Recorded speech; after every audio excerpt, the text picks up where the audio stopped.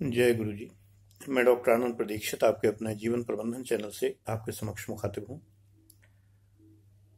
सभी उपदेशक, संत, महात्मा इत्यादि महापुरुष, धार्मिक नेता, नेता कहने से कुछ गलत फीलिंग सी आती है, तो नेता नहीं, स्पिरिचुअल लीडर कहने में फिर भी अच्छा लगता है।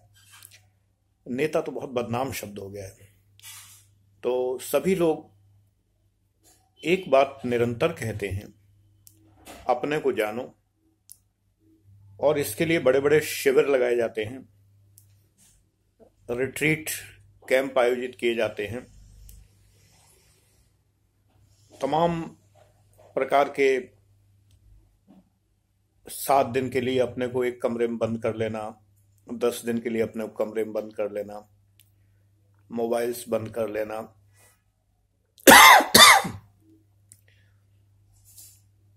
इन सब को करने के बाद ये कहा जाता है कि अपने को जानिए, अपनी अंतरात्मा में झांकिए। पता नहीं क्यों मुझे लगता है कि इससे शायद कोई लाभ नहीं होता है, क्योंकि मैं विपश्यना करके आए अपने 3-4 छात्रों को जानता हूं। कई बार विपश्यना करके आए। जब वो लोग विपश्यना 1 सप्ताह की करके आए तब तो उनमें थोड़ा सा परिवर्तन दिखाई दिया, क्योंकि मैं उन्हें नजदीकी से जानता था, तो हल्का सा परिवर्तन दिखाई दिया। थोड़े स्पिरिचुअल लगे, थोड़े प्योर लगे, लेकिन फिर ढाक के वही 3 पात। ये संसार ऐसा है कि ये हमें अपने को जानने ही नहीं देता। अपने को हम ही तो जानेंगे। दूसरा कह सकता है, आपको ठोंक पीट के कमरे में बंद कर सकता है, आपका मोबाइल छीन सकता है, लेकिन आपका जो मन है, जो शातिर मन, ये दिल, ये पागल दिल मेरा, इसकी आवारगी को कोई रोक नहीं सकता। आवारगी तो आवारगी है, ये मन आवारा है, ये तो घूमता फिरता रहता है, इस पर कोई नियंत्रण नहीं है। ध्यान करने बैठें, विपश्यना करने बैठें, मेडिटेशन करें, सांसों को देखें, भ्रूमध्य में दृष्टि को स्थापित करें, कुछ करें, लेकिन मन चंचल है, घोड़े सा भागता है, बेलगाम घोड़ा। अपने को हम जानेंगे कहां से? अपने को जानने के लिए एकांत मिलता है तो मन और तेजी से भागता है। जाने कहां कहां भागता है। जब हम व्यस्त होते हैं तो ये मन कहीं नहीं भागता, एक जगह लगा रहता है। लेकिन जब हम खाली होते हैं तो यही मन इतना भागता है जिसकी कोई सीमा नहीं है।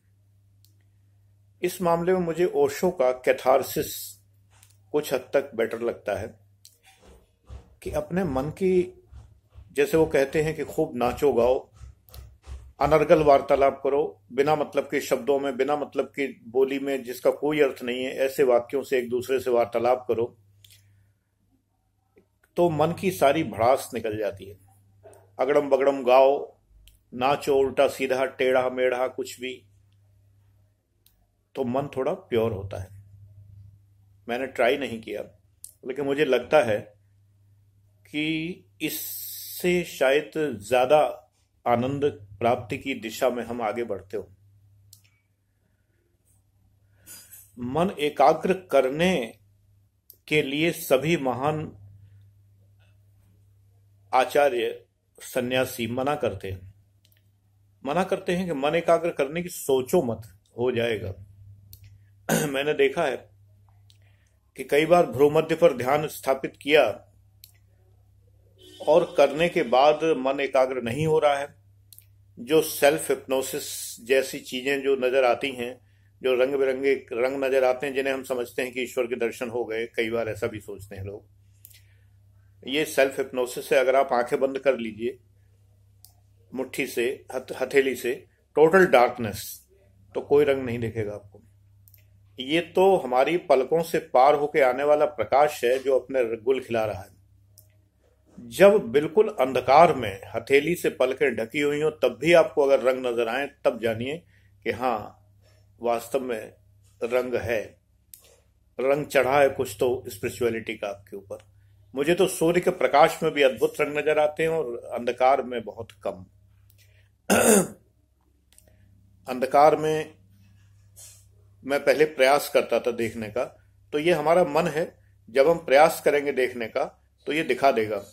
प्रयास ना करें तब कुछ रंग नजर आ सकते हैं। ज्यादातर हम सब लोग ध्यान में रंगों के पीछे भाग रहे हैं कि मुझे, कई लोग चर्चा करते हैं आपस में कि मैं ध्यान करता हूं तो मैं तो रेड तक पहुंच गया हूं। गुरुजी कहते हैं कि येलो रंग की आभा देखनी चाहिए, मैं रेड तक पहुंचा हूं। वो लोग ऐसे कहते हैं जैसे कि मानो रेड येलो के पहले का रास्ता हो। कोई कहता है मैं तो पर्पल तक पहुंच गया। अब परमहंस योगानंद जी की पुस्तकों में लिखा भी रहता है कि आपको एक सुरंग सी नजर आएगी और एक फाख्ता उड़ती नजर आएगी। जरूरी नहीं है, आपको कुछ भी नजर आ सकता है। अब आपने फाख्ता कभी देखी ही नहीं है तो आपको फाख्ता उड़ती नजर नहीं आएगी। रीजन ये है कि आपका परसेप्शन जो वेस्टर्न है वो फाख्ता नहीं दिखा पाएगा आपको। अगर आपने अपनी जिंदगी में कौवे ही देखे हैं तो हो सकता है कौवा ही नजर आए।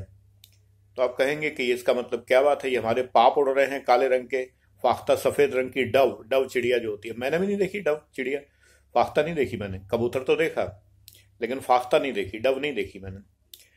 तो बात यह है ना कि ये सब हमारे मन की रचनाएं हैं, संरचनाएं हैं, जो हमें, जब हम ध्यान में एकाग्र होते हैं तो वो संरचनाएं ही भागती हैं। बुलबुले नजर आ सकते हैं मुझे, तो कभी कभी वायरस और कीटाणु जैसे भी नजर आते हैं, अमीबा बैक्टीरिया जैसे भी नजर आते हैं, सभी को आएंगे।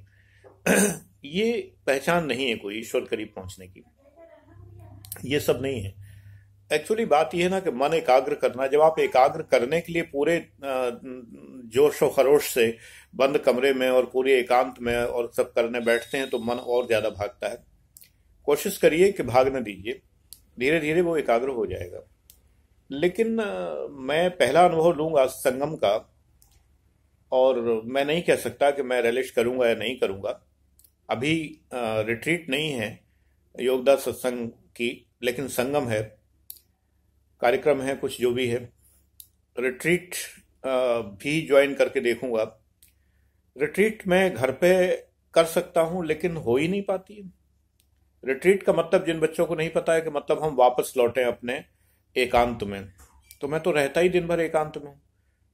गुरुजी कहते हैं मौन रहें, तो मैं तो रहता ही मौन हूं।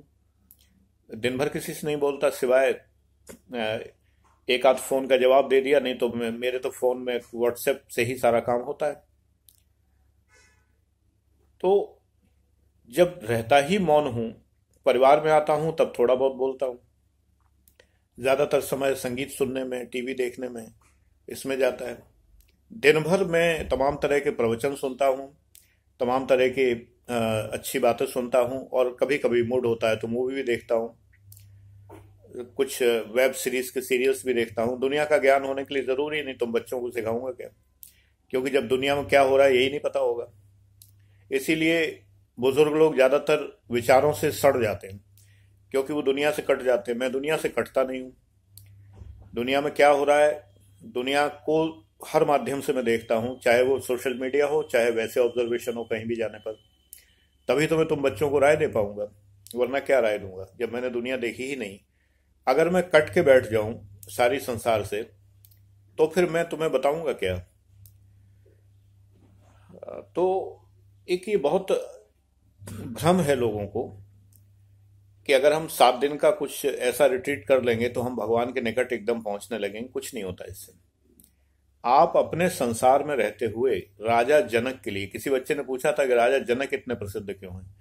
कर्मयोगी हैं, उनको ये माना जाता है कि वो सभी कार्य करते हुए, राजकाज करते हुए, सांसारिक सुख भोगते हुए, परिवार में रहते हुए, परिवार के कर्तव्यों का पालन करते हुए, निष्प्रह भाव से, साक्षी भाव से कर्म करते थे, इसलिए उनको विदेह कहा जाता है। उनकी पुत्री वैदेही सीता, विदेह कहा जाता है। उनका राज्य भी विदेह है। विदेह का मतलब है देह न हो, यानी देह है, हम देह का पालन कर रहे हैं, स्नान ध्यान करते हैं, श्वास स्वच्छ रखते हैं, भोजन करते हैं, लेकिन साक्षी भाव से। अब ये साक्षी भाव क्या होता है? साक्षी भाव का उदाहरण मैं तुम्हें दूं। अब उदाहरण तो बेटा मैं अपना ही दूंगा। मैं कह सकता हूं अपना उदाहरण, मैं कह दूं कि एक बहुत बड़े संत थे, उनके साथ एक ऐसी घटना हुई, तो तुम मान लोगे, तुम कहोगे सर ने बड़ा ऊंचा एग्जाम्पल दिया। और मैं अपना दूंगा तो बहुत से लोग कहेंगे ये क्या अपनी कहानी सुनाते रहते हैं। लेकिन बेटा अपना उदाहरण सर्वोत्तम उदाहरण होता है। मैं किसी संत को नहीं जानता, मैं उनके साथ पढ़ा नहीं हूँ, उनका क्लास फेलो नहीं हूँ, उनके साथ जीवन में रहा नहीं हूँ, और बहुत से लोगों की जीवनियां भी मैंने नहीं पढ़ी। उनके विचार पढ़ता हूँ मैं, जीवनी से ज्यादा विचार महत्वपूर्ण होता है। तो एक बहुत छोटा सा एग्जाम्पल है कि मैं पत्नी के घर गया हुआ था, तो भोजन बन के आया, मुझे बहुत पसंद है मेथी आलू की सब्जी और पराठा, तो वो बन के आया, मैंने खा लिया। और नीचे जब मैं गया, ऊपर मैं अपने कमरे में बैठा, वहाँ मेरा एक कमरा सुरक्षित था तो मैं वहाँ बैठा था। फिर जब मैं नीचे गया तो सबने पूछा, तो जो पत्नी के भाई बहनों ने पूछा, जीजा जी कैसी सब्जी बनी थी, क्या था? मैं, बहुत अच्छी बनी थी, बहुत अच्छी बनी थी। हम कहा बहुत अच्छी बनी थी, सब हंसने लगे। तो पत्नी की छोटी बहन ने कहा, जीजा जी मैं, हम लोग तो नमक डालना ही भूल गए थे, ये बाद में हमने देखा कि नमक नहीं पड़ा हुआ है। तब तक जब गए तो ऊपर तो आप खाना खा चुके थे, आपने कहा भी नहीं। हमने कहा नमक नहीं पड़ा था, हमें पता ही नहीं चला। ऐसा बहुत मुश्किल से होता है, हमेशा नहीं होता। लेकिन जब हम साक्षी भाव से कर्म करते हैं तो उस कर्म का हमें स्वाद नहीं आता है, यानी उस कर्म में हम इन्वॉल्व नहीं होते हैं, हम करते हैं। सिर्फ भोजन करना है, मेरे मनपसंद चीज बनी है, उसकी खुशबू मुझे आ गई, दैट्स ऑल। अब वो स्वाद मैंने लिया ही नहीं। तुम ताज्जुब करोगे बहुत आश्चर्य की बात है कि जब मेरे सामने भोजन आता है तो मेरी पत्नी मुझे परिचय देती है भोजन का, सब्जी का। ये तो नहीं कहती कि रोटी है कि पराठा है, वो तो क्लियर है, लेकिन सब्जी का परिचय देती हैं। अगर परिचय न दें तो मुझे समझ में नहीं आता। कोई पूछे कि आज क्या खाया था, तो मुझे नहीं पता मैंने कौन सी सब्जी खाई थी। आज भी स्थिति यही, मेरी पसंद की बनती है, सारी बातें हैं मुझे, जो जिसका स्वाद अच्छा लगता है। कभी कभी किसी को मैं पसंद भी नहीं करता, जैसे लौकी वोकी मुझे पसंद नहीं आती, तो मैं कह देता हूँ मुझे पसंद नहीं। लेकिन अगर मैं खा लूँ तो खा ही लूंगा। मैं बताऊँ, एक एक और एग्जाम्पल बताऊं कि मैं बहुत कहता था मुझे राजमा पसंद नहीं, राजमा पसंद नहीं। एक दिन राजमा किसी के घर गए थे, वहां था, मैंने खा लिया। पत्नी ने कहा आपको तो पसंद नहीं था। अच्छा, हमने तारीफ भी की कि हाँ अच्छी है सब्जी, बहुत बढ़िया। पत्नी ने कहा आप तो कहते राजमा पसंद नहीं। मैंने कहा राजमा था, क्योंकि वहां 5-6 सब्जियां थी। राजमा था। पत्नी ने कहा लो, आपको यही नहीं पता कि आप तो खा गए? हमने कहा हो सकता है, हम बातचीत करते गए, और बातचीत करते हुए भोजन कर लेना और भोजन का स्वाद भी ना पता चलना। कर्म ऐसे ही होना चाहिए, कर्म भी साक्षी भाव से। हम ईश्वर को निरंतर स्मरण करते हुए, ईश्वर से बातचीत करते हुए सभी कर्म करें, और कर्म करते हुए कर्म का स्वाद न लें। अच्छा, जब हम ईश्वर का नाम लेंगे तो गलत कर्म कर ही नहीं पाएंगे। आप गलत कर्म करके ईश्वर का नाम लेके गलत कर्म नहीं करेंगे। ये नया थॉट मेरा डेवलप हुआ है, मैंने पिछले वीडियो में भी कहा था और इसमें फिर से कह रहा हूं कि गलत कर्म आप नहीं कर सकते, और ईश्वर का नाम लेते हुए कम से कम गलत कर्म तो नहीं ही करना चाहिए। भगवान का नाम लेके अच्छा ही कर्म कर सकते हैं। तो ईश्वर को अगर स्मरण करते रहेंगे तो वो आपको बचाएगा गलत कर्म करने से, और आपको बहुत अच्छे परिणाम देगा। आपके विचार शुद्ध रखेगा, आपको सही रखेगा, आप बिल्कुल दुरुस्त रहेंगे, और आप गलत सोचेंगे नहीं। और जब गलत नहीं सोचेंगे तो निश्चित रूप से आपको हर तरह के लाभ होंगे, जो लाभ आपके जीवन में आवश्यक जरूरी है। ठीक है ना? ऐसा नहीं कि धन का लाभ केवल जो है कि कोई मैं तांत्रिक हूं या ज्योतिषी हूं जो बताऊं कि आज नीला कपड़ा पहनना और जौ 5 जौ जो है वो गंगा जल में डुबो के जेब में रख लेना, शीशे में मुंह देख के निकलना, पूरब दिशा की ओर मुंह करके चलना, तो बस आज धन की प्राप्ति होगी। ऐसे मूर्खतापूर्ण बातें मैं नहीं किया करता और न ये करूंगा, क्योंकि ये सब लाल किताब पढ़ाता नहीं हूं तुम लोगों को मैं। तो बेटा ऐसा है ना कि आप, धन प्राप्ति कभी कभी बहुत भयानक होती है। बहुत बहुत ज्यादा धन होने से भी कभी कभी लोग बहुत समस्याओं में आते हैं, जीवन नष्ट हो जाता है, व्यर्थ हो जाता है। तो अगर आप हर समय ईश्वर को स्मरण करते हैं तो यही ध्यान हो गया, यही आपका रिट्रीट हो गया, यही आपका अंतश्चेतना हो गई, और यही आपका भीतर झांकना हो गया अपने मन में। हर समय ध्यान, हर वक्त उसका नाम स्मरण करेंगे तो आपको उतना मिलेगा कि आप जीवन भर प्रसन्न रहेंगे, और ईश्वर आपको गलत चीज देगा ही नहीं। ऐसी कोई चीज नहीं देगा जिससे आपको नुकसान होगा। तो अपने मन में झांकना, उसके लिए आपको किसी बंद कमरे की और किसी चीज की जरूरत नहीं है। तो आज की वीडियो में यही शिक्षा थी मेरी, जो मैं बताना चाह रहा था। आप सब सारा कार्य करते हुए अपने मन में झांक सकते हैं, झांक के देखो। God bless you.